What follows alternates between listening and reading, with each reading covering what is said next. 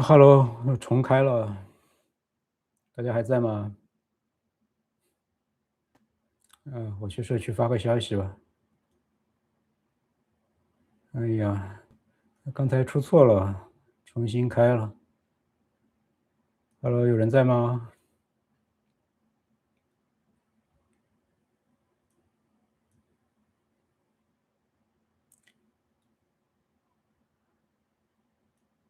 哎，你好，你好，很多人还没有进来啊。这个刚才那个出错了，然后就一直在转圈圈。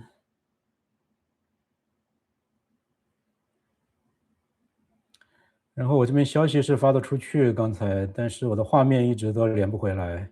那只能够先结束了。我这个界面里边也找不到其他的按钮，出这种破问题了。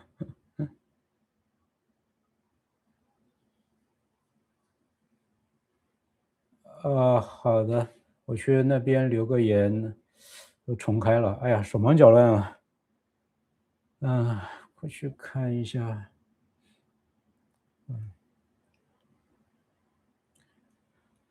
我去那边回复一下啊，我说大家好，这个直播因为技术问题断线了，大家请去新的直播间已经重开了。OK。啊，我那个直播间已经关掉了，我在那边留了个言。哎呀，希望大家能够看到吧。置顶一下，大家稍等一下啊，我再去发个帖子，然后我就把刚才说的东西稍微再重说一下吧。太囧了。我创建一个帖子啊，我去说一下啊。断了，刚才的直播断了，请大家进新的直播间，请大家进新的直播间，谢谢。哎呀，那好的。如果大家有空的话，也帮我去发一下这些帖子啊什么的，对吧？我在这边手忙脚乱，忙不过来了，谢谢啊。哎呀，不少人过来了，哎呀，太好了，太好了。不好意思啊，不知道怎么回事。可能刚才用的这个节点不太好吧。我切到这边可能稳定一点的节点再看一下啊，不知道出了啥问题。嗯，好，那我大概再说一下啊，让这个直播稍微完整一点，因为有人会直接从这边进来。我就假装这个刚刚开始啊。我这几天连续受到暴击啊，因为这个前天先去看了诺兰的《奥德赛》嘛，然后昨天回到宁波之后，又马上去看了《功夫女足》。那《奥德赛》呢，是在诺兰的这个片子里面相对来说是比较让人失望的。片子本身说不上是烂片但是比较平淡哦，所以看完之后觉得他有点对不起这么久以来的期待。诺兰上一部片子啥时候啊？上也有好几年了吧，对吧？奥本海默。那这部片子又宣传了这么多，感觉应该是非常有气势的样子。那这个，结果最后水平也就这样了。那功夫女足的话是实在是以任何的标准来看啊，不管是不是周星驰导演的，都太差了，而且吃相过于难看。我一会儿再展开说，我就先把这个奥德赛的观感再简单的说一说。呃，我先把这个副屏打开一下啊。我把这个直播的这个，我把这个我看大家问题的稿子放到边上的这个副屏上去。这样我大概什么时候瞄一眼看一下我要大家的问题，到时候读一下就可以了。好的。有朋友说刚刚帮我问了 Gemini， 他说如果你没有打开自动停播的话，可以直接重启推流 OBS， 这样观众就是黑几秒的事情。如果你开了，那就会自动停止。谢谢你，谢谢你。我下一回的话用 OBS 来做，我这回还是太仓促了，因为我昨天晚上才到宁波嘛，昨天下午才回到宁波嘛，晚上又看了个电影，然后今天又在忙着后面的一些稿子的事情，直播的这个就没有时间弄，所以也是弄得匆匆忙忙的，那也没有用上 OBS。下周直播的话，我一定会把这套东西给它搞好。那先说奥德赛吧，这个失望在哪里呢？我刚才在那个断掉的直播里边说过一下啊，就是就是其实那些这个 DEI 的那些很左的东西，它选角的那些争议，其实看的时候不是，看的时候其实没有那么的扎眼，因为这个片子的平淡本身占据了我更大的注意力嘛，所以你说这个奥德修斯边上有那些有亚裔的手下呀，有印度裔的手下，他最好的那个哥们儿是个印度裔嘛，就是之前演那个有一个片子叫《昨日》，是不是？那个讲那个有一个人回到了一个没有 Beatles 的一个世界，那片子非常好看，就是那个主演那个演员我非常喜欢，一个印度裔的小哥，这个片子里边的这个奥德赛最好的铁哥们儿是那个印度裔的小哥，那演得非常好呀，我觉得完全没有违和感，就是唯一让我觉得还有刚才说到过，就是之前也引起过很大的争议的，就这个片子里面的雅典娜女神被称为是完美女神啊，对不对？照理说也应该是个那种顶级大美女来演的，雅典娜。而且这个片子里边最大的一个大梗藏着的一个东西是由这个雅典娜来完成的嘛？那雅典娜是由赞达亚来演的嘛？赞达亚这几年可以说是垄断了好莱坞的各种大女主啊，对吧？下半年要上的最受大家期待的沙丘3，她也是女主嘛，对吧？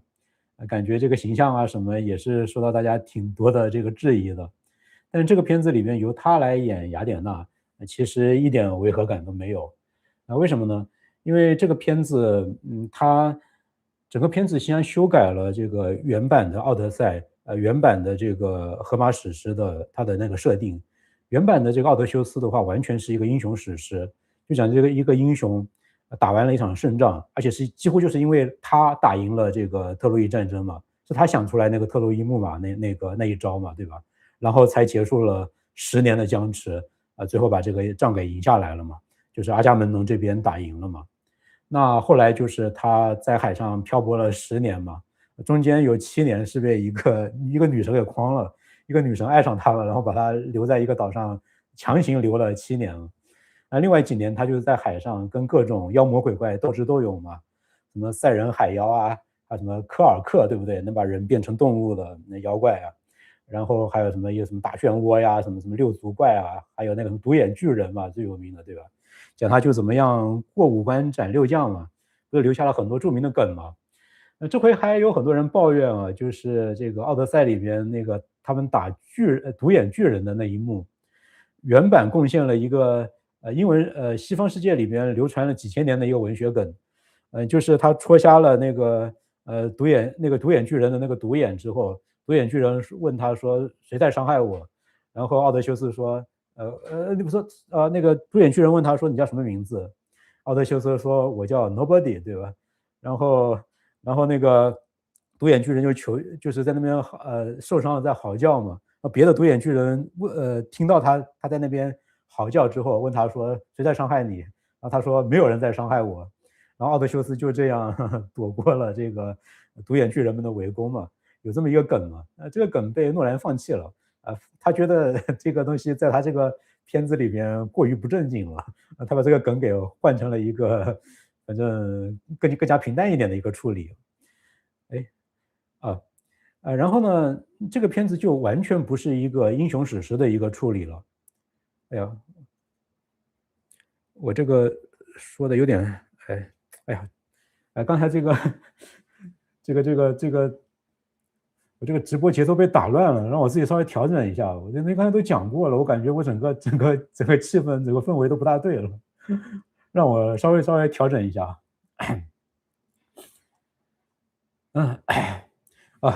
我就直接讲我刚才没有讲过的吧，我就不强求把刚才讲过那些都再讲一遍了，那样节奏太奇怪了。我讲一讲这个《奥德赛》这个片子，最让我觉得扎眼的。不是那个什么 DEI， 不是左的那些东西，左的那些东西，这个他选角的那些问题，唯一扎眼的就是海伦这个选角。虽然这个片子里面他有自我解嘲啊，他有说到，就是说，为什么海伦在这个片子可以不是美女？因为在诺兰的这个《奥德赛》这个片子里边，特洛伊战争根本就不是因为抢海伦这个美女导致的，不是因为特洛伊城的那个国王把海伦从这个阿伽门农的弟弟这边抢走了，然后就一个美女引发出来两个国家的混战，不是这样的，而是阿伽门农编了一个理由，他说自己弟弟，他说自己的弟媳被对方的国王给抢走了，所以他要把这个美女给抢回来，但实际上完全就是因为他的野心，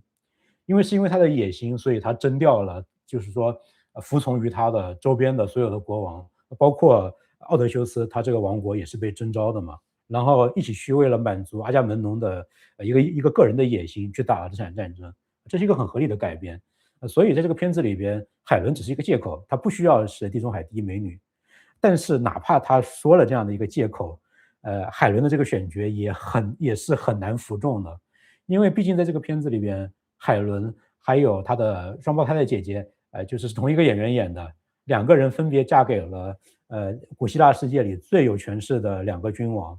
那无论如何，你的姿色不能够太差吧？但是这个片子里的这个海伦，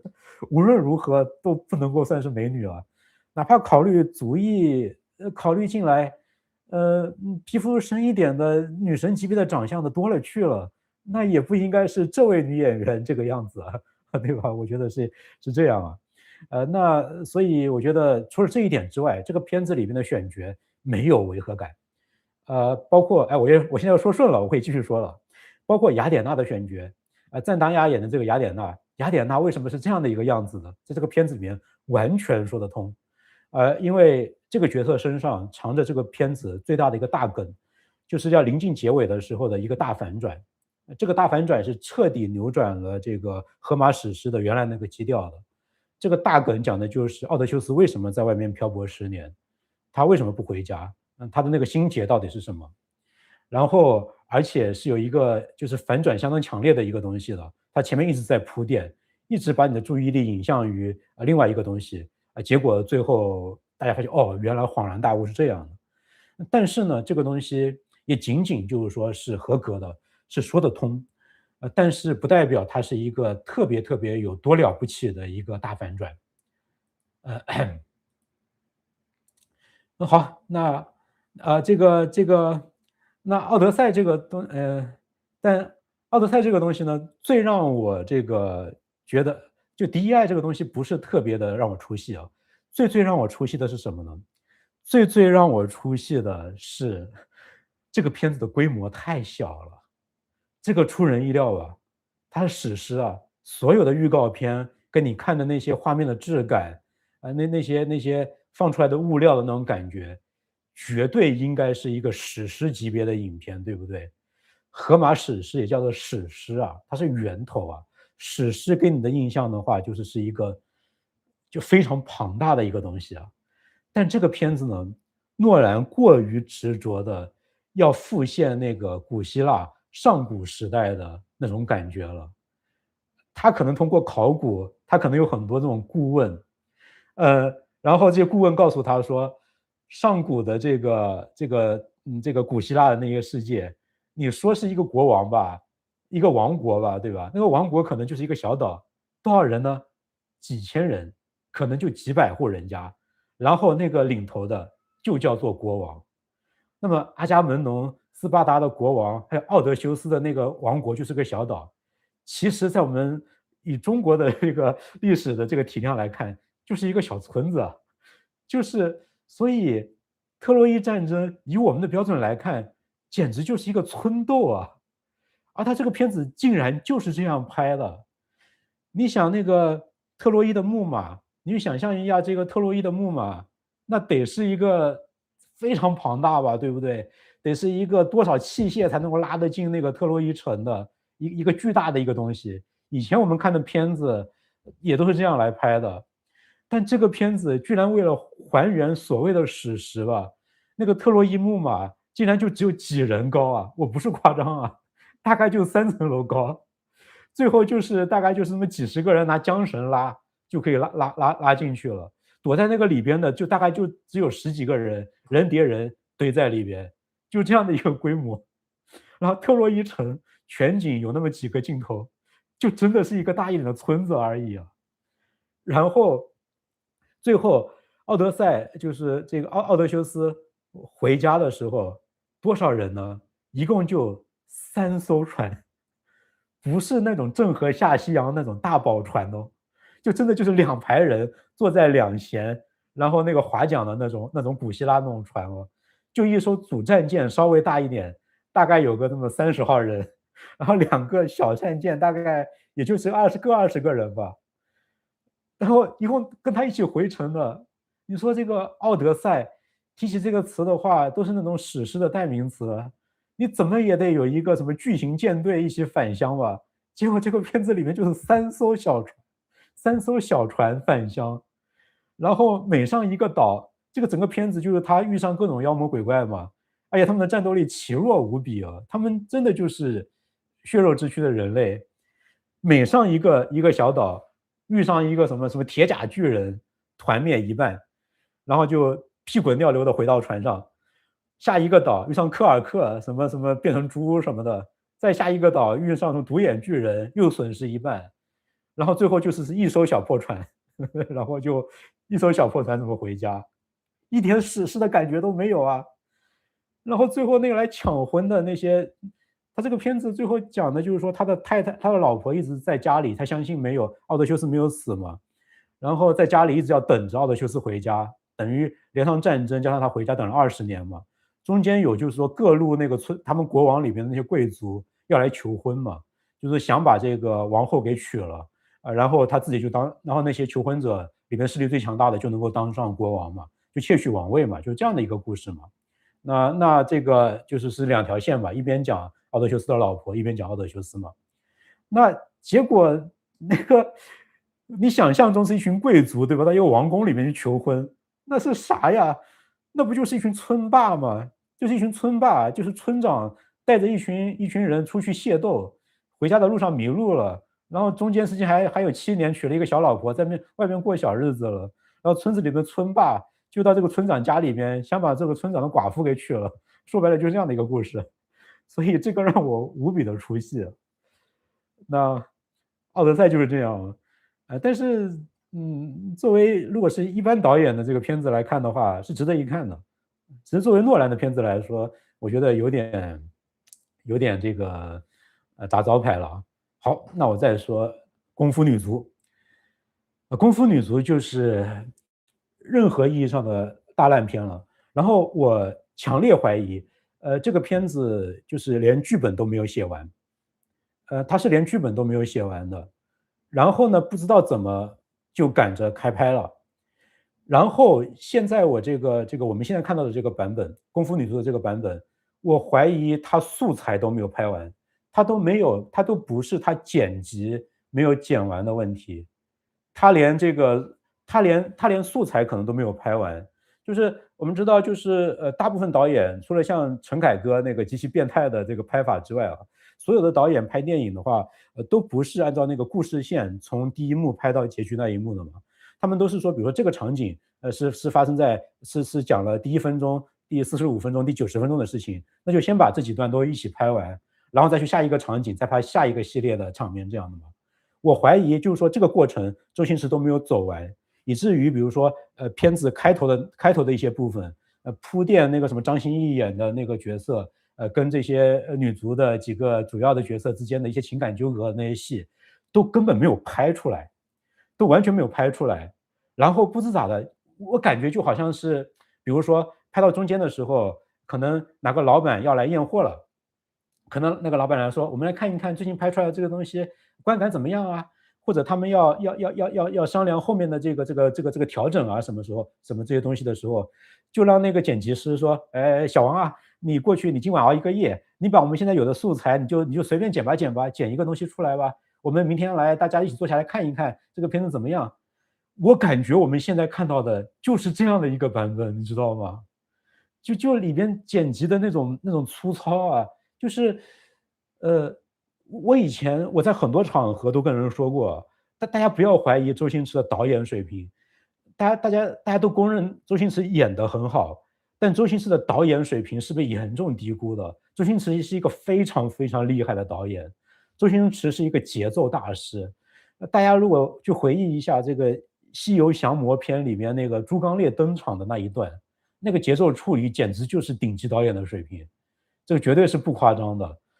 但是这个就是功夫女足的那种节奏之稀烂，那种掺这个周星驰他自己以前的那些老情怀的那些梗的那种着急，那种差一口气，那都是我这么业余的。我以前虽然是个影评人，但我绝对是一个业余影评人啊。我那么业余的一个影评人，我去看，我当导演，我多骂几句那个剪辑，他剪出来的都比现在这个版本要好100倍，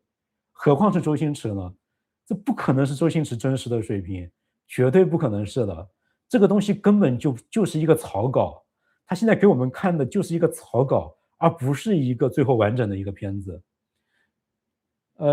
大家说少林足球就很好看，是啊，少林足球就是周星驰自己导的呀。那时候可能还挂了李力持的名吧，对不对？但是基本上大家现在也公认，基本上就是因为李力持可能很久之前就已经是帮助这个周星驰相当于干脏活的人嘛，对不对？可能很多主要的创意什么早就已经是周星驰了嘛，可能是从食神那个时代开始，还有什么喜剧之王，可能基本上都是周星驰自己主导了的嘛。那周星驰的导演功力实在是很厉害的，绝对不至于是这样的。我们现在看到的绝逼就是一个半成品。那为什么会这样呢？我甚至感觉就是说，连那个他们不单是这个女足队员的那些他们的个人的那种人物弧光啊，还有他们这个几个角色跟这个角色迪丽热巴跟那个张小斐之间啊，还有跟张歆艺是，他叫张歆艺还是张艺兴啊？我对小鲜肉都不太熟啊。张艺兴吗？哎，我错乱了。跟张艺兴不管了，跟张艺兴之间的那些情感戏啊，我觉得是连剧本可能剧本都写了，都已经有的，他压根就没拍，然后就要上映了，着着急急的拿现有的素材剪出来一个版本，然后就上映，这就全部都说得通了呀。你看他这个是极限宣传，对不对？上映之前1周左右才开始宣传，刚刚开始宣传的时候，连正式的预告片都没有。正式的预告片是昨天还是前天，电影都已经上映了之后，正式的预告片都才出来了，这个简直是影史罕见啊！所以他一定是这个片子没有准备好的时候就上了的，包括后面的那些特效镜头，大家如果没有去看过的话，到时候可以去看一下。当时那个第一版预告片出来，大家都不是觉得都觉得这个质感也差的实在太过分了。那真实的片子就是这个质感，就是这么差的质感，那就是连那些光影都没有处理好的。这个以前我们讽刺这种特效都是5毛钱特效嘛，说给我5毛钱就能够做出来了。现在它真的是5毛钱特效了，因为我真的花5毛钱的 token 用 AI 来做的都能比它好，就差到这种地步。就是那个最后什么，他们遇到什么日本队的时候产生幻觉了，什么一只老虎出来，哎呦，那个啥破玩意儿，就是那个特效水平真是啥破玩意儿。所以，这个就说这个片子，我基本上可以确定它是没有拍，连拍都没有拍完的。制作的话，就真的就是可能就是上映之前几天时间加班加点那种做成半成品的东西凑到一块儿，就拿出来了，就仓促到什么地步啊？他最后那个就是最后结束的那一幕，就是说这个节目怎么结束不用剧透啊，结束完之后有一个小彩蛋，然后就出片尾啊什么的嘛，连这个节奏都是错的，就是说他就是连那个结尾那一段的素材都没有拍，然后就拿出来了，然后就拿出来了。那所以我觉得在这样的一个前提之下的话，骂这个片子本身那些笑料有多尴尬，骂他这个剧情有多潦草，都是多余的。就是多余的呀，因为他本身他给我们看了一个草稿呀，我这辈子没有在电影院里面看过草稿。以前大家骂这个香港电影，什么什么7天就什么3天拍一部正常电影，7天拍一部大片，对吧？我敢说，就是当年这个就是香港那样所谓粗制滥造的前提下，3天拍完一部电影，拍出来的东西都比功夫女足要更加精致，真的。所以，有朋友在这个留言里面问我说，是不是我们老了呀？是不是因为这个片子小朋友们还是挺喜欢看的嘛，对不对？然后票房也蛮好的，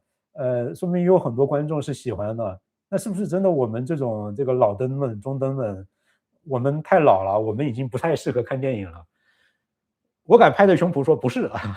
因为哪怕回到20年前，20年前的我看这个片子，也绝对能够确定这是烂片啊。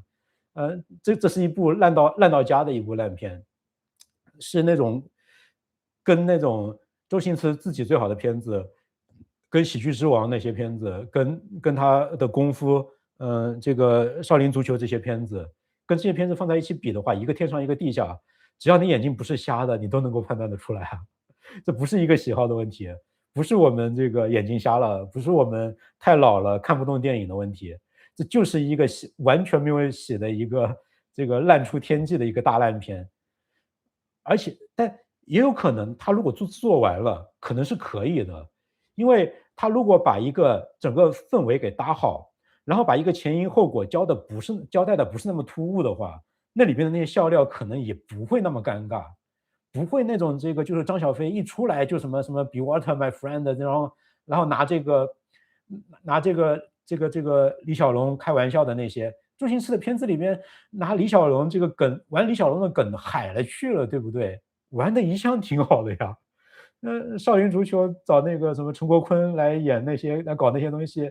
然后他一直各种功夫里边都在模仿这个李小龙那些东西，一点也不违和呀。这个周星驰可能是玩了一辈子的李小龙的梗呢，从来都没有见过像这回这么尴尬的。我高度怀疑，然后很多人都说啊，就是说哪怕是喜欢这部片子的，都说前20分钟是无比尴尬的。那个无比尴尬，我怀疑就是说他连那些该拍的物料都没有拍好。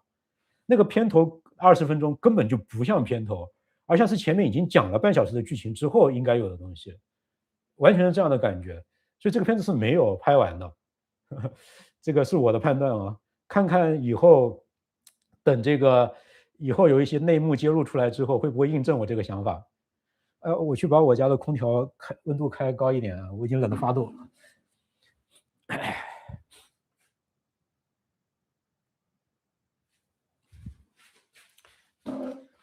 哎呀，好的，哎呀，刚才是热到不行了，去开空调，没有来得及调。好，然后这个有朋友在这个留言区留言啊，说是那个周星驰不是之前一直有传闻嘛，他跟那些投资方做了一些对赌协议，他就必须要什么多少年之内拍多少部片子，然后有多少票房，不然的话他就要赔很多钱给那个资方嘛，对不对？我之前还让 AI 做过一个，我为了这个今晚做这个直播，我让 AI 做了一些调研，我说这个现在这个靠谱吗？这个说法，AI 给我的说法是，以前是有一段时间周星驰应该是有过这种资金方面的压力，但说基本上已经解决了。但是《功夫女足》上映之后，我高度怀疑这个问题完全没有解决，而且可能是更加严重了。我高度怀疑周星驰这一回是有非常非常大的资金压力，是迫于巨大的压力，必须在现在这个时间点，这个片子必须要上映，不然的话，他可能真的就是破产级别的危机了。我高度怀疑是这样，否则的话，就只有另外一种解释，就是周星驰真的是没有良心了，真的是昧着良心了。这个昧着良心不但是昧着良心对不起观众，我觉得更加重要的是对不起他自己啊。周星驰对于电影的态度，我觉得是非常非常认真的。呃，即使之前一直已经有很多人已经不喜欢他的美人鱼，不喜欢他的新喜剧之王了，但是我觉得那些片子依然非常好，依然是一股赤子之心啊，就是这个是在充分表达他想表达的东西。可能他表达那些东西是有些个人化的，是有点那种作者电影的，但我觉得他对自己是很真诚的。但是功夫女足这个破样子，他是对不起他自己的，对不起我们就算了，我们也对不起星爷。除了我们从小时候学校包场看的那些几块钱一张电影票的那时候引进的那些港片《大话西游》什么之类的，真的是没有给周星驰贡献过票房啊。那现在这个偶尔出个烂片，贡献个票房没有什么呀，那这才多少钱啊？这没什么呀。但我觉得周星驰这样是过不了他自己这一关的。我觉得就是，这个跟他合作过的那些导演啊什么，我觉得看到这种东西都是会摇头的。王晶最近不是还出来说实话，对不对？说比不上《少林足球》，还是比不上哪部，但是算是什么周星驰10年以来最好的片子。他扯什么淡啊，王晶！王晶，你不是号称你都是说大实话的吗？号称你不怕得罪各种人的吗？这个完全在说瞎话呀！这你什么判断水平啊？哎呀，嗯，说这个时间段应该是卡着世界杯的热度在赚钱，是不是？是，就是一定会有这个因素，但是这个因素是谁施加给他的呢？我感觉像是有一些外力施加给他的，就他们可能就是说，你就趁着这个机会上，你可能能够达到跟我们对赌的某一个量级的票房，你再晚一点的话，可能热度过去了，或者我们这个对赌的期限已经到了，那你这个票房再高的话，你也得把你什么半山的豪宅卖掉赔给我们了，你选哪一样？我估计是这样的一个局面，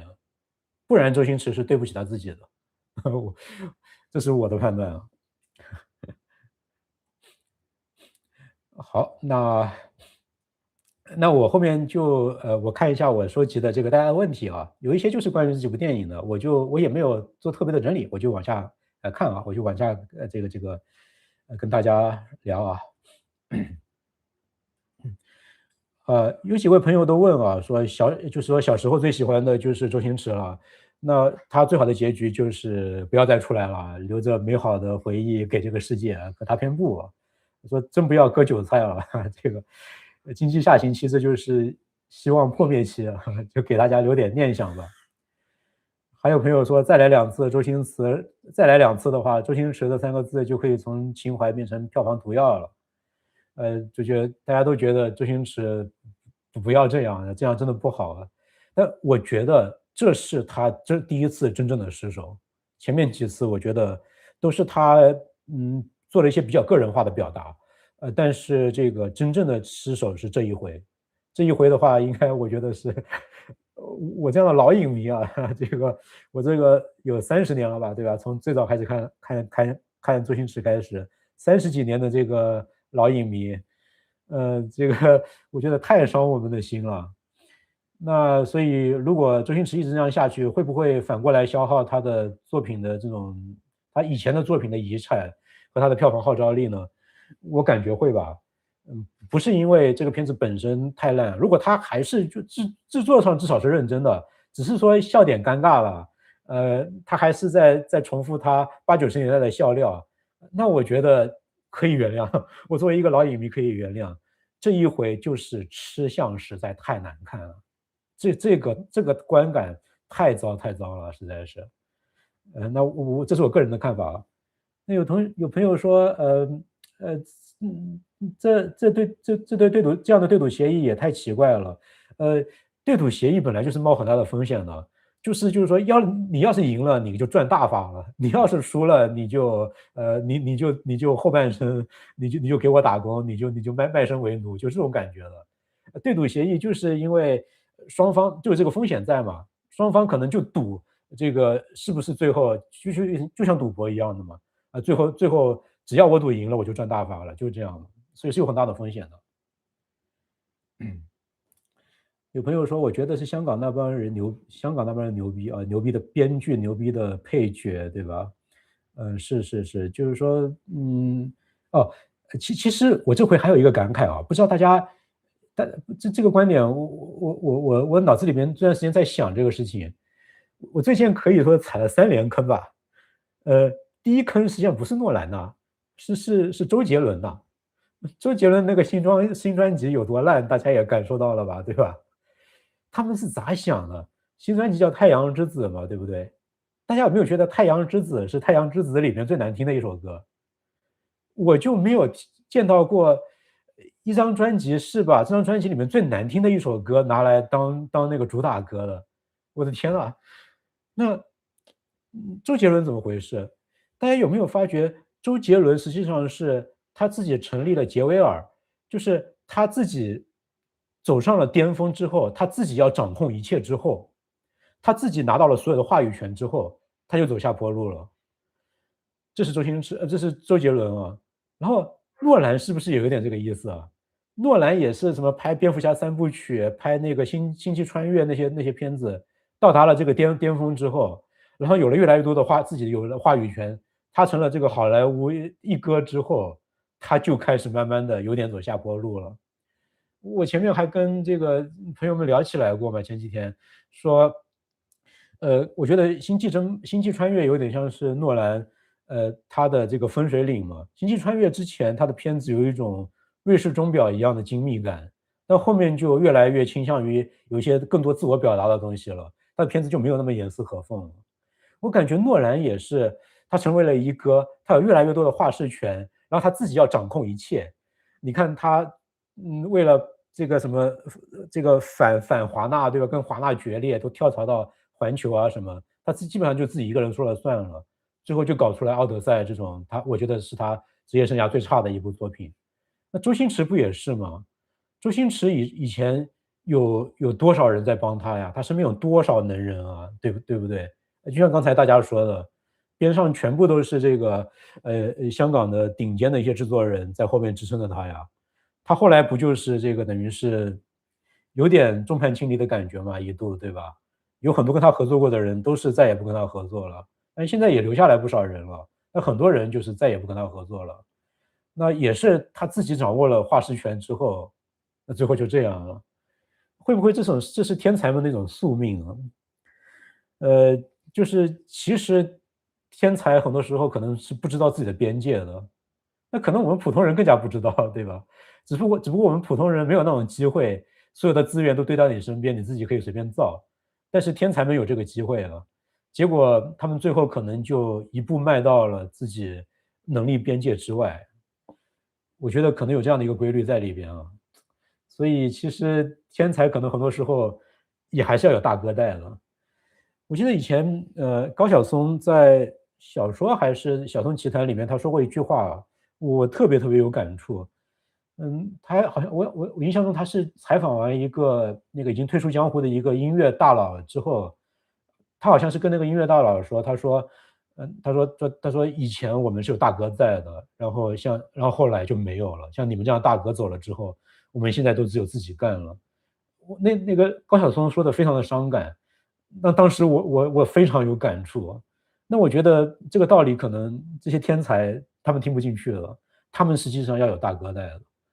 就是他们可能很多时候都觉得这些大哥在束缚他们，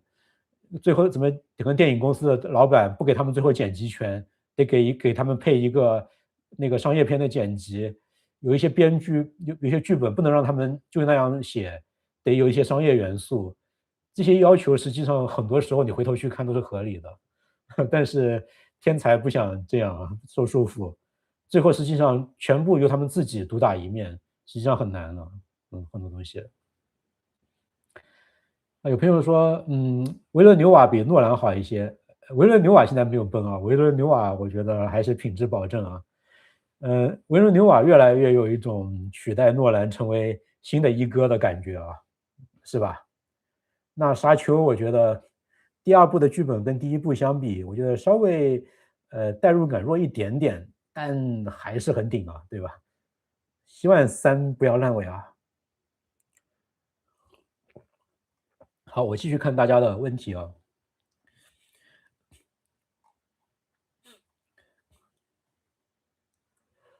有朋友问过这个，就是在那个，对，在这个我的问题征集贴里面问过啊，就是说为什么诺兰这个拍这样的一个希腊史诗的选角，为什么不先找那些南欧裔或者拉丁裔的演员呢？那样比较符合于史实嘛。那现在的这个好莱坞拍片实际上不是史实原则，而是如果他们处理得好的话，实际上是叫做族裔色盲原则，就是不考虑族裔。只考虑比如说你的演技、你的能力，你跟这个剧本里面的这个角色本身贴不贴，他们只考虑这些东西。这个原则叫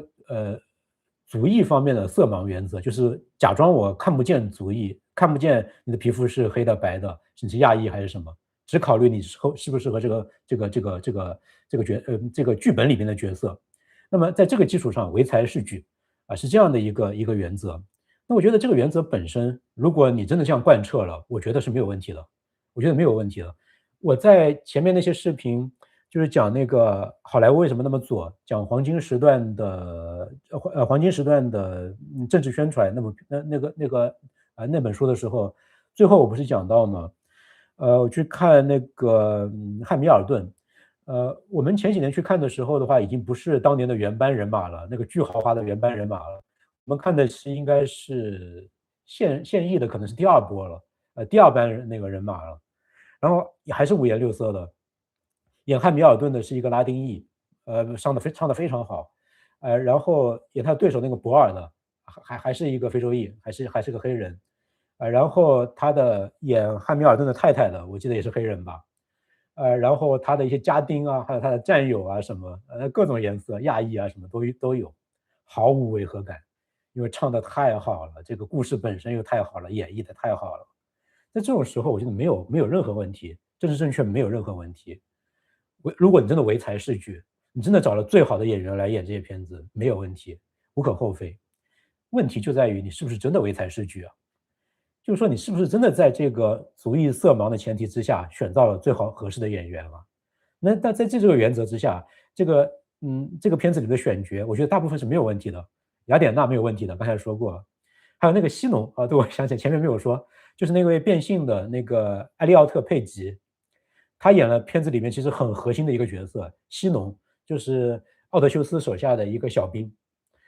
这个角色很关键啊，他可以说是奥德修斯他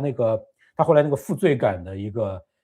最重要的来源之一。这个角色也没有问题，我觉得那个角色偏偏要的就是这种其实看起来弱弱的，但是对吧，有另外一种勇敢的这种角色，我觉得其实是很好的，其实是很好的，没有任何违和感。我看的时候没有任何违和感啊，这个实话实说。那么只有海伦不太行啊，那前面已经说过了。OK，好，那我就继续那个，西农以前作为女生的时候，她很多片子演的都非常好啊，对吧？她演那个，X 战警里边的那个能够穿墙的那个吧，对不对？叫啥来着？想不起来了名字。然后她以前还演过一个小众电影，就是扮猪吃老虎去报复各种那些这个什么诱奸女性的一些渣男的那个片子也非常精彩。如果有谁知道那个片名的话，可以打出来啊。那个是一个很小众的片子，很好看。啊，OK，哎，那我就顺着我这个收集的问题，我继续往下讲了。在我的问题征集帖里边，有一个朋友问了个问题，说，在信息爆炸的这样的一个时代，在一个有 AI 的时代，为什么还要读书呢？能不能展开讲一讲这个问题？为什么在现在这个时代还要读书啊？现在我感觉的确是一个读书的末法时代啊，是不是？这个不要说读书了，连看电影的人都越来越少了，对吧？一切都被短视频、被游戏吞噬了。那这样的一个时代下，读书还有什么意义呢？我觉得我的老本行心理学里面有一个概念，我觉得可以很好的回答这个问题。心理学里面有个概念叫做合意困难。哎，我这个我发一个留言啊，这几个字比较生僻，我发一下啊。哎，这样一个概念啊，合意困难。不知道有没有学心理学的小伙伴啊，知道这个概念啊？什么意思呢？就是说一个知识啊，你学习的过程中，适度的费力，越是有点要花点力气，越是学的过程中有点困难，越是你吸收这个信息的时候有一些阻碍，不是那么顺畅，反而会迫使你的大脑进行一些深度加工，然后呢，你就会留下更加牢固的记忆。也就是说，一个信息最后能够映入你的脑海的那个程度，那个程度，是跟你这个获取信息的这个难易度有点成反比的，是有这样的一个规律的。而读书的功能其实恰恰就在于这里，它恰恰就在于读书这件事情对于获取信息来说，它是非常的不轻松的，这是一个好处，这不是一个坏处。如果你就是想吸收信息的话，那比如说我们可以做一个比较，那你当然可以说，比如说现在的短视频，一些信息高度浓缩的一些东西，他们绘声绘色的，对于你接收这个信息当然更加友好啊，对不对？我可以把一个知识点，甚至是一个挺复杂的一个知识，做成一个拍的非常有趣的一个短视频，那你一下子就说，哎，还有这么好玩的一个东西啊！我平时可能不会去了解这个知识，一下子这个东西我就看进去了。但在这个过程中呢，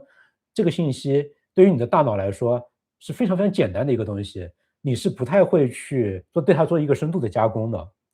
反而是它镶嵌在一些比较稍微要有点费力的一些东西里边，就是读书这样的一个东西，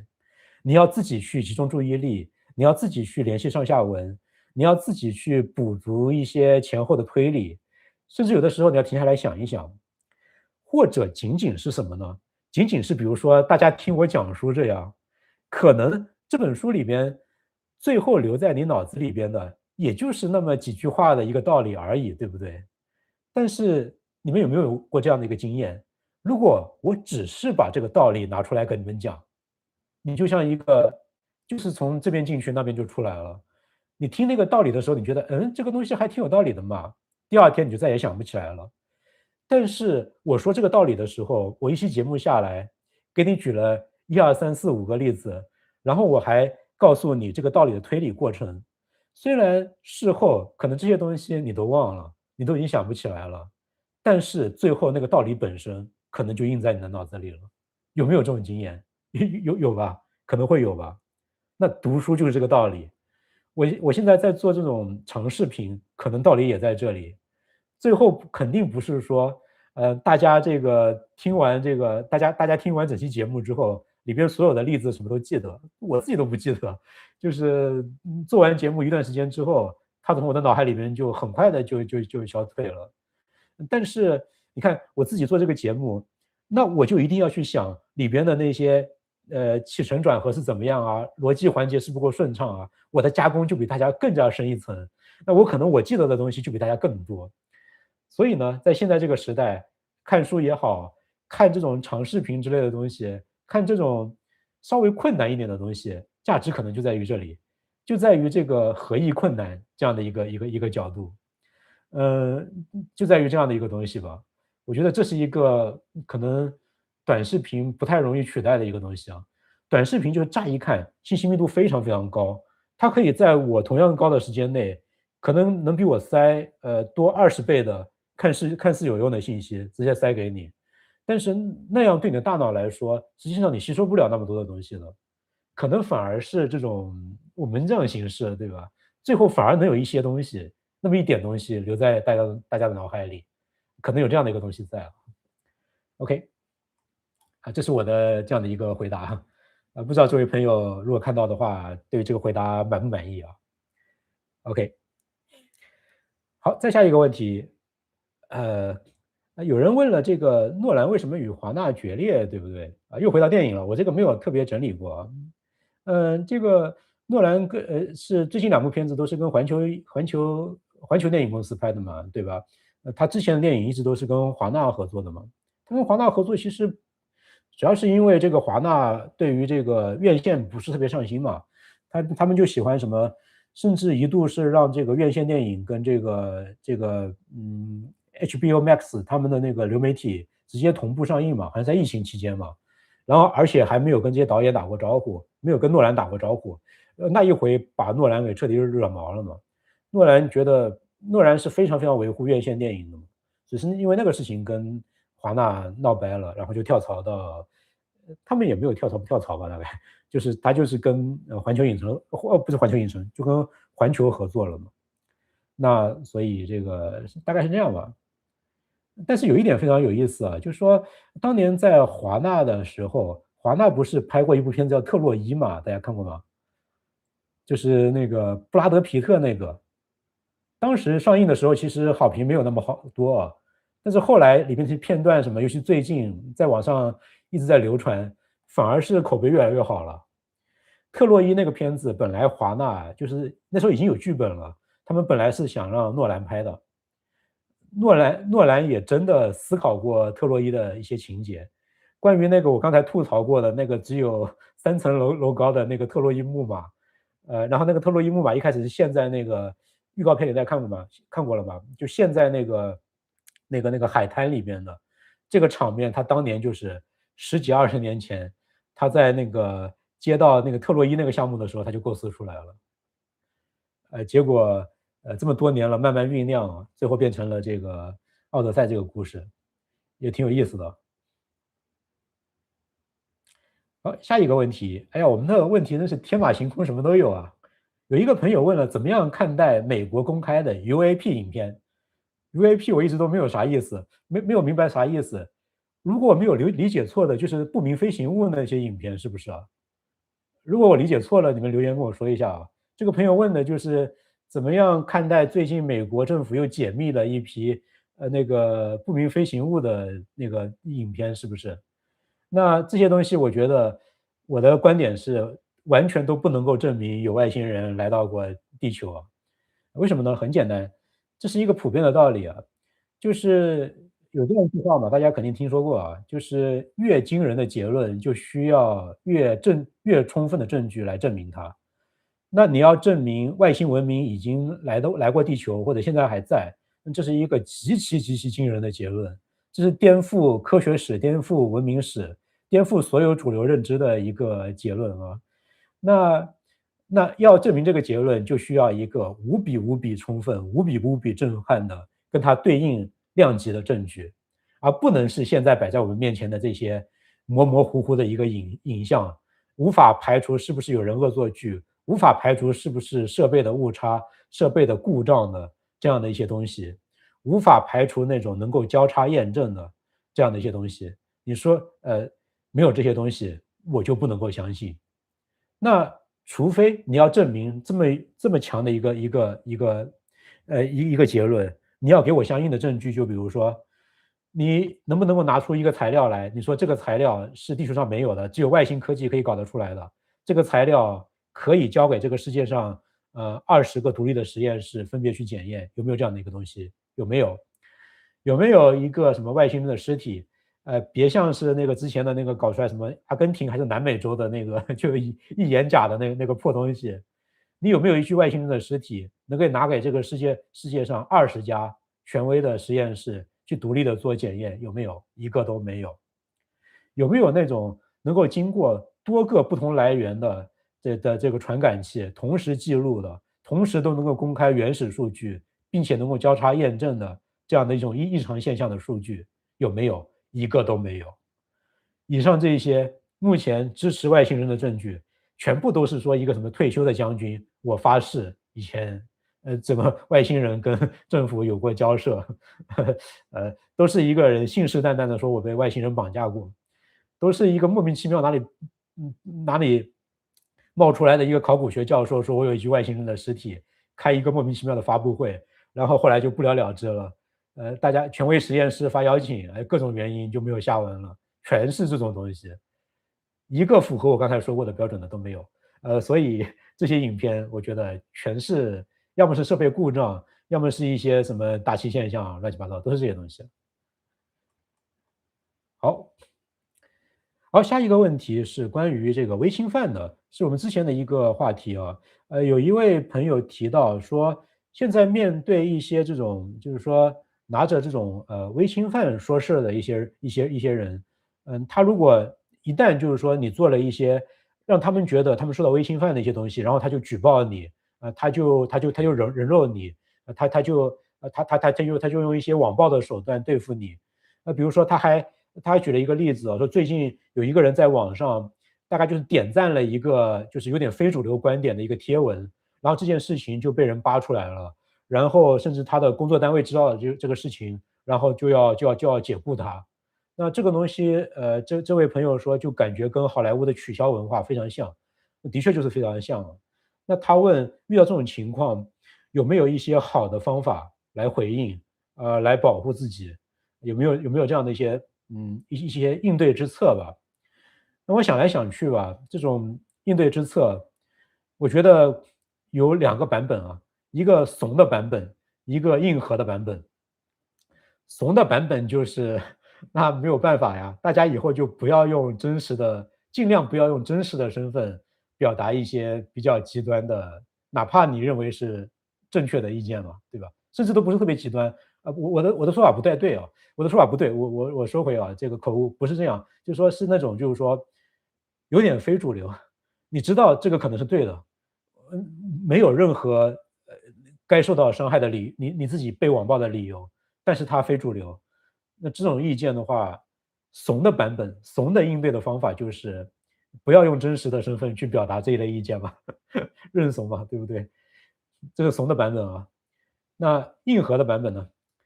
硬核的版本就是，如果你遇到这种事情，比如说像这位朋友说的这种，你点赞了一个贴文，你的工作单位就要解雇你，你又知道你这个观点是没有任何问题的，那如果是这种情况的话，我觉得你的工作单位、你的公司配不上你，你去找一个配得上你的工作，这是硬核的版本。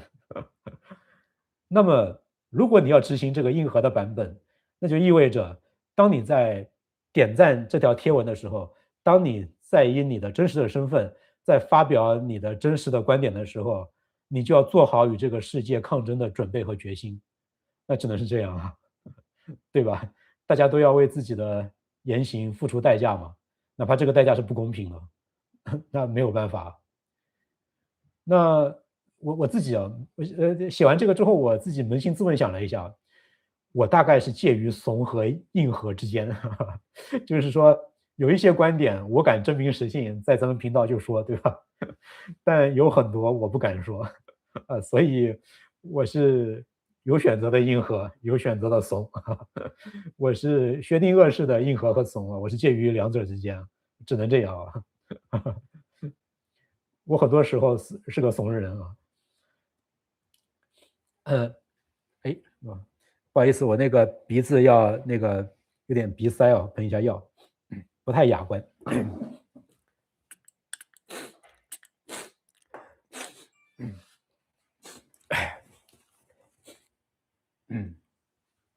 嗯，有朋友说之前被 Meta 解雇的工程师就去告公司，对吧？就要这样嘛，对吧？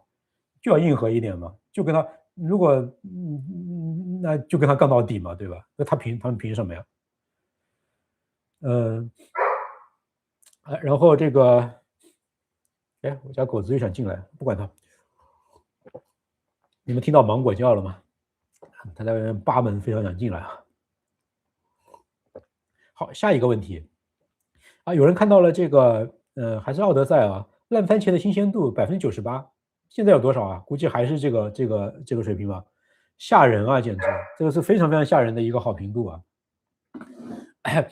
那这位观众问的是，这个想知道这个烂番茄的98%有多少水分呢？这个可能水分没有那么大，水分没有那么大，但是会出现一种很有趣的现象是什么呢？大家知道这个烂番茄是一个这个影评聚合网站啊，就是它是去收集一些它的数据库里面的机构、杂志、专业影评人去收集他们的对一个片子是好评还是差评。然后呢，它的计算方法是这样的：好评就是给一个好番茄，对吧？如果差评就是给一个烂番茄，就是它是零和一的，它是全或无的。10个人里边，如果9个人是好评，那就是90%的好评度，它是这样的。但是不管你具体打多少分的，我这个影评人，哪怕我打的是比及格多1分，那你也是个好评，它是这样来的。所以呢，就有一种非常极端的情况，假设啊，那我不知道现实中会不会有这种情况啊，但这个理论上是有的。就这种极端的情况是，一部实际上非常平庸的挺平庸的电影，但是呢，正好各方面都过了及格线，而且它又面面俱到，非常的讨好，就把各路人马都讨好的，挺舒服，不太好意思说你的坏话。那就会出现一个什么样的局面呢？就会出现所有的影评人都觉得你不是那种特别顶级的，你不是特别好，但是呢，我应该给你个好评，我给你个差评是有点说不过去的，那它就会出现100%好番茄，它就是100%的好评度，但是它根本就不是一个特别好的片子，是会出现这种片子的，是不是挺多的，对吧？可能是嘛。Toy Story 5就是玩具总动员5是不是就这样？我还没有看啊，因为我觉得玩具总动员应该是在第3部就结束的，有人同意吗？玩具总动员3是一部完美的电影，应该在3结束的。玩具总动员2和3都是完美的电影，3的结局是完美的，就是那个他原来的主人叫啥来着？安迪吗？我的记忆，我记忆有没有出错？就那个安迪，就是最后把他送给了那个小女孩，对不对？然后就目送他离开，然后他们就安安静静的看着安迪离开啊，然后继续陪伴一个新的小主人，太好了，就是想不出来更好，主流电影里面想不出来更好的结束方式了。然后好莱坞这帮这帮资本家要赚钱，对吧？对对，安迪对吧？他要上大学去了嘛，对吧？太完美了那个结局，可惜他们就是不想，他们就不会见好就收呀。那，哎，你看大家看哦，玩具总动员整个系列其实几乎就见证了这个好莱坞的价值观，从还比较其实一开始现在说来就已经开始偏右了嘛，要忠于你的主人，忠于你的朋友，对不对？玩具总动员前3集几乎就是这样的一个主题啊，然后第4部开始呢，就要追求自我了呀，就是牧羊女对吧？追求我们做自己啊，一个玩具也要追求自己了呀，就完全从左到右了。它也这个系列就见证了这个好莱坞的这个价值观，其实就是越来越往左的嘛，对吧？其实说起来，《玩具总动员》前3部非常中间呀，算什么右的价值观呢？但现在好无奈啊，都已经算右了。我到现在都觉得我其实是一个中间派啊，好吧，好不好？哎，那五我还没有看啊，是不是还可以啊？我什么时候去看一下？然后下一个问题是，有朋友问了几次了，不好意思啊，前面一直没有回答，就是杀戮与文化，刚才有这个留言里面也在说，对不对？杀戮与文化是不是在选题里？什么时候可以做？在我的选题里啊，我很喜欢这本书啊，一直在我的我的 Notion 的那个候选书单里面啊，它其实是我的一个我想挖的一个大坑，一个大的这个系列的其中的一期。那个系列是什么？我现在先不说吧，哎，我怕我这个坑挖出来太大了，这个自己负担会很重，所以等我想清楚是不是真的那样呈现出来之后，我再跟大家说。杀戮语文化，所以目前还没有具体的时间安排，但是我一定会说，好不好？然后后面还有一些留言和问题的话是，过去那些视频，黄金时段的政治宣传里边的一些问题。说那个之前我先看看大家的我先看看大家的留言吧，好不好？我刚才一直都没有读这个大家现场的这些留言啊。这个，嗯，刚才有朋友说这个我说的那个例子，就是明明不算特别好，但是大家都给好评的，有点像鸟人，这个例子太好了。对，就是鸟人那部片子的话，就是就是那种就是为了获奖而拍的那个意思太明显了，是不是？是不是有这种感觉？对不对？那你又不能说他虽然有这个感觉，但你又不能说他是个烂片，对不对？那肯定又算是一个还不错的片子啊，那就是大家都会给好评啊，那个好评度就很高，但也不意味着它就是特别好啊。所以烂番茄这种评价体系只是其中一种啊，它有这样的一个盲区在的。你们想看看狗子，那一会儿快结束了再把它拉进来啊。谭德赛书记我就不说了，我退回到我怂的这一边吧。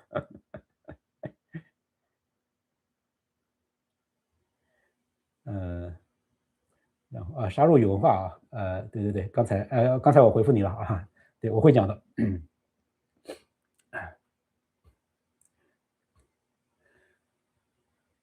对对对，我刚才说的那个佩姬，奥利奥托埃略奥特佩姬，他以前他变性之前叫什么佩姬？那时候他演的《水果硬糖》那部片子相当不错，是一部很有意思的一个反转片啊。克林特·伊斯特伍德才是好莱坞一哥，同意。第一硬汉啊，而且他是好莱坞非常非常硕果仅存的、很少见的这个右派嘛，对吧？没有几个，就一直坚持这个保守主义价值观的硬汉嘛，嗯。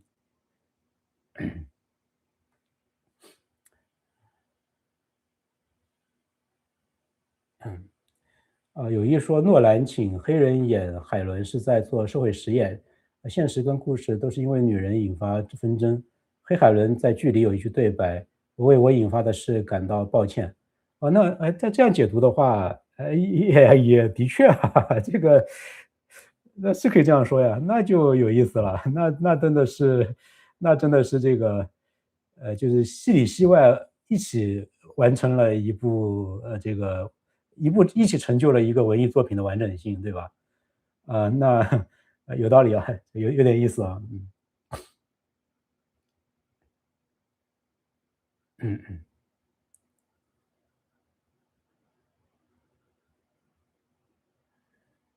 好，那我看这个留言有点那个什么，那我先那个看一下我这个就是黄金时段的政治宣传那些节目下面的一些有代表性的评论和问题好了。有一位朋友留言说，现在好莱坞代表的这个当代的影视行业已经把意识形态优先当成是一个捷径了。他们以为只要政治正确，只要所谓的敢拍，观众就得买账，就可以忽略讲述剧情和人物塑造，其实就是硬上价值嘛。就是说就是说嗯，就是说只要这个他展现出来，你说这个人是就嗯。他举的例子的话是这个，穿普拉达的女魔头二，就是叫这叫什么来着？另外一个片名，就这个吧，好吧。普拉达的女魔头二嘛，说你写一个有能力的女人，去把她的美丽而时髦、浓墨重彩的描绘，她的勤勉与极致标签化的轻轻的带过，那这样的话实际上是很难说服观众的。如今只要认认真真的讲故事不作妖，已经赢了90%的电影，放眼全世界都是这样，非常非常赞同。那他们进入到那种意识形态先行的话，经常就会这样嘛，懒得给你这个铺垫人物的弧光了。我是这样的一个人，我就是对的，就可以了，就这样。还有一个这个那期节目下面的评论，说是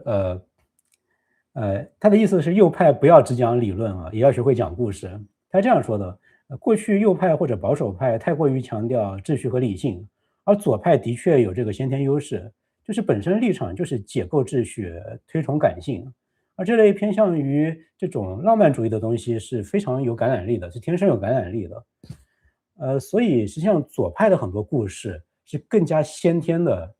适应于拍成一个好故事，拍成一个吸引人的故事的。因为它讲的是人的叛逆嘛，它讲的是你要破坏一些现有的秩序，要反抗嘛，这种东西是天然的能够吸引人的。我觉得这点归纳的特别好，说的特别好啊。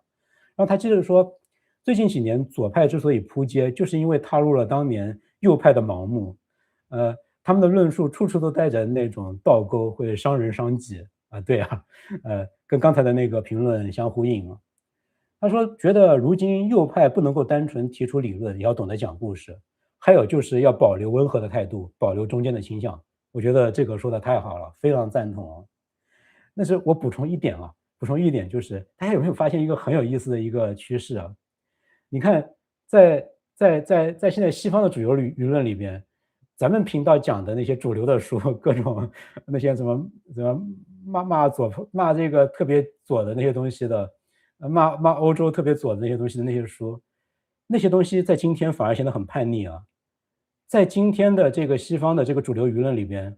我们才是反派呀，我们才是叛逆者呀。我们现在这个保守派、右派、悲剧人性观的这些人，今天反而成了叛逆派。今天的左派其实已经成了保守派，大家有没有意识到这一点啊？我最近找到一本书，专门就是讲这件事情了，很有意思，可能近期就会安排上线讲给大家听。我觉得这个转折太奇妙了，一直大家给保守派的印象就是保守派你们就是老古董啊，就像这位网友说的，这位朋友说的，你们左派连故事都不会讲，你们天天就强调什么传统价值，强调秩序，那些东西太老套，太没有意思了。我们才是叛逆的一边，好不好？啊，我们身上穿各种孔，对吧？我们搞各种乱七八糟的那些关系，我们才是叛逆。结果呢，风水轮流转啊，在今天，因为左派压倒一切，所以我们成了叛逆派。你看看这个阿根廷的那个总统米莱，对不对？拿着一个电锯，对吧？他是个右派啊，右派才是很叛逆啊，这个太神奇了，这个转折是吧？我过段时间把那本书讲这个观点的那本书拿出来跟大家讲了。好，然后还有一个留言，下一个留言啊，他讲的是这个 AI 还有新媒体对好莱坞的冲击的，我觉得讲得很对啊。他说 AI 和新媒体发展之后，拍电影也不那么依赖于雄厚的技术与资金了，将来会有很多新的分散的影视制作，不会好莱坞一家独大垄断信息的输出啊，太对了，我觉得太对了。全民拍片的时代很快就已经来临了。大家现在有没有自己尝试去做 C-Dance 拿那些什么海螺那些模型来生成自己的这些视频啊？你看最近爆发的这些小短剧，还有一些什么恶搞的这个小短剧这些视频，太有意思了，真的离这个人人都可以当导演拍片已经是一步之遥了。所以未来好莱坞不是肯定不会重新被保守派接管，不会是这样啊，应该是左派的、右派的好莱坞一起被 AI 干掉，是好莱坞整体被时代的大浪给卷掉了，以后可能就是这样。对，现在好莱坞也不是独大了，已经是这个大家注意力被分散了，它的影响力其实已经没有以前那么大了。所以很多时候他们已经是在自嗨了，自己很把自己的意见当一回事，对不对？那其实，也就是那样嘛，对吧？然后还有一位朋友他问到说，呃呃支持就是说那本书的作者本夏皮罗对于目前好莱坞种种手段的剖析，但是这位朋友提到说，这样成系统的、有计划的、排他性的政治文化宣传，怎么可能是源于一个历史的偶然原因呢？只是因为最初业内人士普遍左倾，后来就一路导致了今天这个局面呢？他觉得这个解释是有点牵强的。如果你们右派真的稍微争气一点的话，不会是这样的一个局面啊。他问作者是不是有意在回避什么？那我觉得是在回避一些东西啊。我觉得他回避的恰恰就是刚才那个问题里我们讨论到过的，就是右派可能真的不太会讲故事。我觉得这个是右派的一个先天缺陷啊。一个是右派的确在我们刚才说到的，今天的右派开始慢慢变成非主流，变成这个叛逆者之前，右派很多人的确比较古板一点嘛，对不对？但这里边有客观原因啊，就是右派的价值观不太容易拍成一些很好看的东西，家庭啊，那些保守的传统价值啊，这些东西有的时候比较容易拍的无聊嘛，对不对？这是本夏皮罗这本书里边比较回避的一个事情啊。那他还回避的另外的一个事情，我觉得是，右派的朋友们不得不承认啊，就是说，有才的艺术家可能就是左派更多啊，左派可能就是天生有更多的艺术细胞，这个大家不用否认啊，我觉得对吧？很多艺术家都是天生就非常左的，但与此同时，他们又是无比有才华的，海了去了，对不对？那我觉得，这个东西就是要分开看的，很多时候，对吧？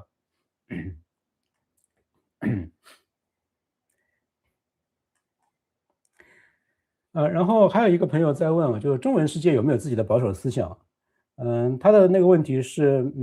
左派好莱坞有左派的这种进步价值，但同时右派保守价值也是从来都没有少过。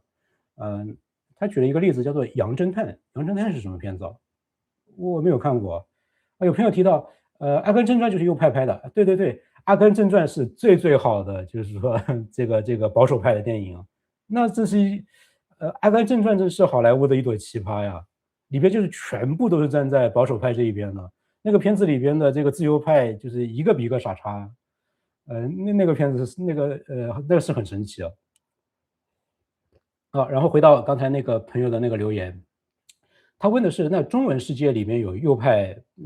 保守价值的思想吗？他感觉在中文的世界里边，保守传统都直接变成那个骂人的话了，对吧？真的是啊，就是你骂一个人传统，你说一个人传统，你说一个人保守，这直接就是一个骂人的话呀。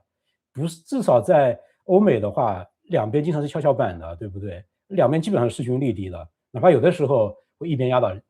另外一边。但在中文的语境里边，我不知道，香港、台湾的朋友可以留言一下啊，在你们那边是不是这样？反正在中国内地是这样啊，就是你说一个人保守传统，就直接是骂人的话，好像一切都只是为了进步。中国内地是这样的，那我觉得这就是因为革命叙事嘛，对不对？从五四运动开始，就是革命叙事压倒一切嘛。那所有的其他的一切，跟革命叙事哪怕不是这个完全相左的，只是不是完全支持你的，那也变成是一个不值得那个什么的东西嘛。因为革命叙事在嘛，对吧？所以就一切其他的这种传统保守啊什么全部变成骂人的话了，就有这个历史原因在啊。那也就不这个展开讲太多了啊，大家懂的。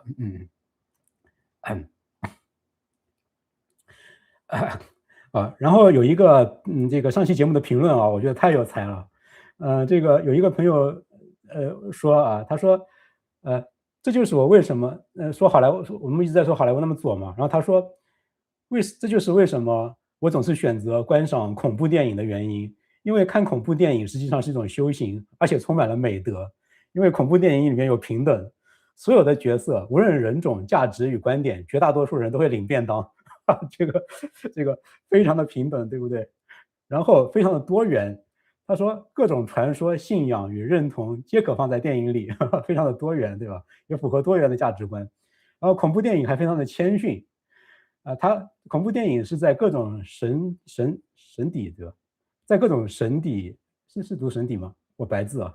在各种神底、鬼怪、鬼魅或者不可名状之物的面前，体验到人类生命的渺小，所以他也教会人谦逊啊。然后他还教会人勇气，展现人类在生存困境面前迎难而上的积极样态。然后，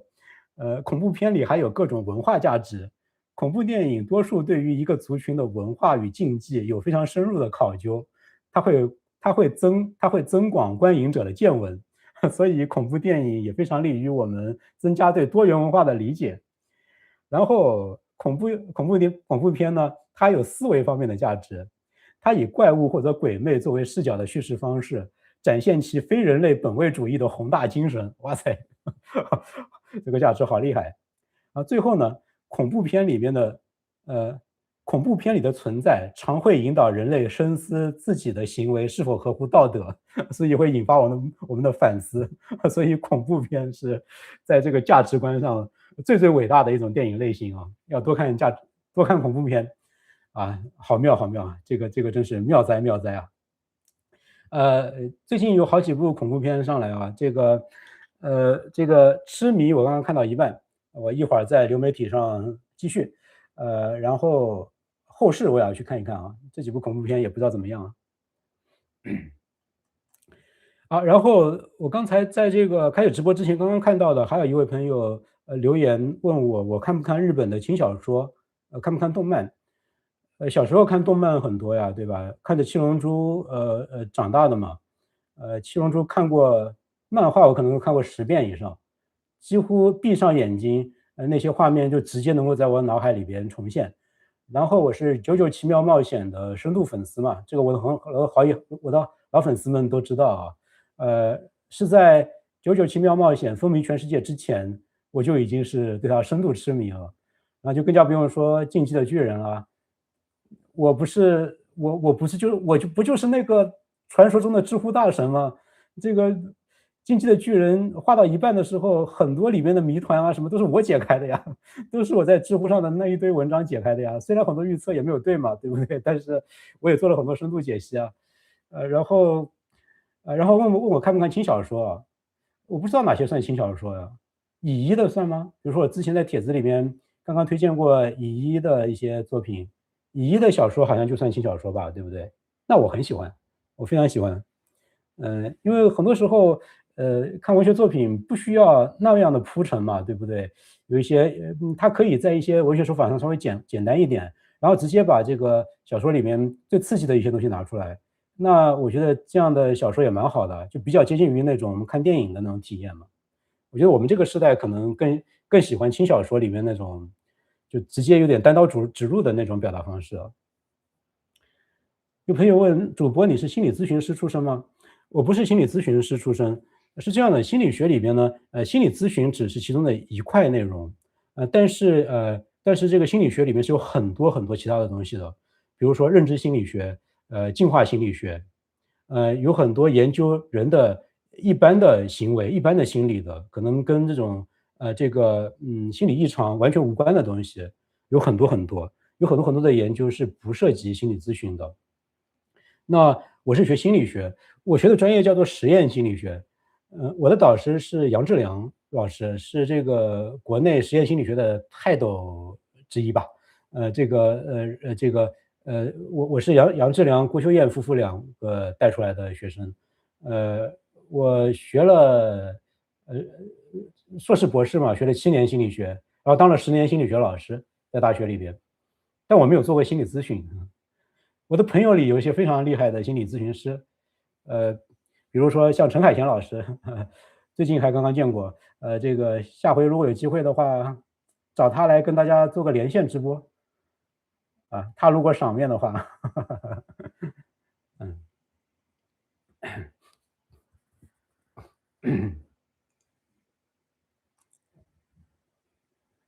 哎呀，那我们今天是不是聊得差不多了？啊，我看看大家的这个回复啊，有朋友说跟 Gemini 谈欧美文明，认为文明崩溃已经无法避免，智库已经发过无数次的警示报告了，但完全得不到采纳。它其实就是，可能我最近不是其实挺关注这个话题的嘛，我讲那个什么复杂社会的崩溃那些东西，其实我还有一些书啊，都是涉及同样的这个系列的主题的。其实都是同一个母题，就是文明精致到一定的程度之后，是不是里面都藏着那种自我毁灭的东西？实际上是有的。呃，复杂社会的崩溃那本书讲的就是复杂度的增加，它虽然解决问题，但是自身也在累积问题，自己就成为问题的一部分了。最后终于会达到一个边际效力为零的一个点，然后最后就反转了。越是复杂，复杂反而增加了这个文明的脆弱性。然后其实还有一些理论，还有一些说法，讲的都是文明到了一定的阶段之后，可能就是蕴藏着一些自我毁灭的东西。那是不是不可避免呢？可能你从宏观上来说可能是不可避免的，那就是说有没有一些方法，说不定可以把那样的一些因素给消解掉呢？就是说以一种就是有一种类似于一种，比如说打疫苗的，或者怎么打比方也好呢，就是说让你病了一场，最后把这个病给治好了，是不是也有这样的一些途径呢？可能也会有啊。比如说我随便说一个，比如说像美国这样的联邦制的这种体制，他们实际上就是一个一个竞争的一些小政府啊，其实就是一个一个竞争的小国家。可能就是说有一部分的这个国家，一部分的政府，他们会因为这些问题崩溃，但是崩溃了之后，可能就会被另外一个州的另外一个政府的另外那种模式给修好啊。那比如说，如果是崩溃是以这样的一个形式发生的，那最后你看到的可能就是这个人像是发烧了一场之后，这个病就好了，他又从此成了一个新人，会不会有这种情况发生呢？可能也会有吧，我不知道啊。我们后面通过一些书，我们慢慢的深入这些话题嘛，是不是？呃，有朋友说尽量不要把这个大语言模型当做有什么主观判断。供应商的对齐目标之一就是要消除立场。如果他跟你说文明无法避免崩溃，或者文明永远的上升，通常是使用者以前给他的那些语料说出来的东西，对不对？那我觉得这种因素也会有，但是我觉得像现在最好的这几个模型，我用下来，ChatGPT 还有Cloud，你让它去在做调研的前提下来回答嘛，那他会给你引用很多一些报告呀，他会帮你去找一些各种调研各种各样的观点，那这个时候形成出来的那些判断，我觉得还是很有价值的。它不是只偏向于某一种观点的，那可能还是要看大家具体怎么样去用它，怎么样用你的提示词去找到你希望它的一些给你的一些反应。哦，那个字读神奇，哦，是的，谢谢，我白字了。乙一不算是轻小说，是不是？还有一些可能更轻吧。那我可能没咋看过。啊，有朋友说黄石系列挺右的啊，是的，是的，黄石是非常右的价值观，特别硬的那种，对吧？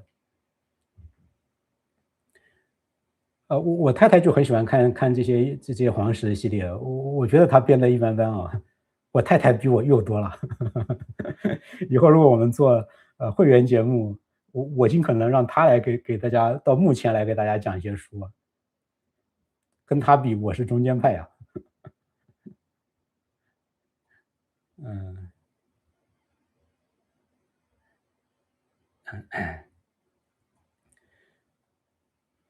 哎呀，那今天咱们是不是差不多了？开头不好意思啊，开头我们这个弄错了，然后那个都网络出问题了，然后我又没有用 OBS 推流之类的，然后搞得这个再重开一个，可能很多人后来就再也没有进来了。那这个而且重新切过来之后，因为有些东西已经讲过了，我自己的状态又特别奇怪，这个奥德赛那块也讲得乱七八糟的，后面好一点啊，后面好一点。那下回我尽可能把这些节点先切到这个合适的。哎呀，你看之前在香港就不会有这个问题，是不是？哎呀，好吧，我也是没有直播经验嘛，那下回我知道了啊。好的，好的，好的，那谢谢大家赏脸啊。那咱们今晚就到这儿吧，好不好？哎，谢谢大家，谢谢大家。哎，大家今晚要熬夜看世界杯吗？忘记一开始问了。呃，估计后半夜都要起来吧，对不对？